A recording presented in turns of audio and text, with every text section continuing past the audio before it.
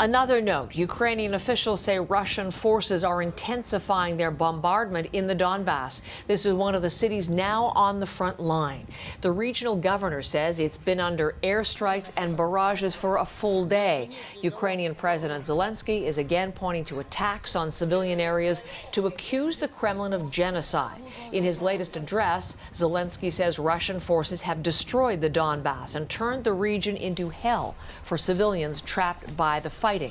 In cities now back in Ukrainian control, investigators are uncovering more war crimes and identifying more Russian troops suspected of killing civilians. Briar Stewart reports.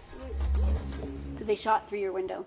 Vitaliy Lusyi says this is what happened when Russian troops stormed into Borodyanka. They shot at his home. A bullet is still lodged in the lock. But that was just the beginning. He says he was tortured by Russian soldiers over 2 days.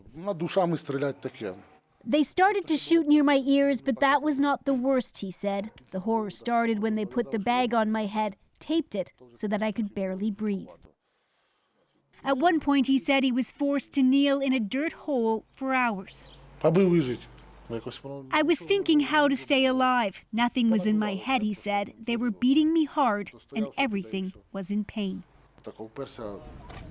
His case is one of hundreds being investigated by war crimes prosecutors in Borodyanka alone. The city was occupied up until the end of March. Several apartment buildings were razed and people buried under the rubble. Local prosecutors say they've identified more than 200 Russian soldiers who they want to investigate for war crimes, but the biggest challenge is tracking them down. Investigators from Ukraine are working alongside dozens from the International Criminal Court. Canada's ambassador in Ukraine met with some of the team who briefly toured some of the destruction in Borodyanka. I think it's painstaking work right now, and that's what they're focused on. But the Ukrainians are already prosecuting individuals. A Russian soldier who pleaded guilty to killing an unarmed 62-year-old man apologized to his widow in a court in Kyiv. It's the first war crimes case to go to court in Ukraine, and officials vow it's just the beginning. Russia denies that its soldiers have targeted civilians with deadly brutality. But the 78-year-old has no doubt. He spent most of March hiding in a basement with the rest of his family.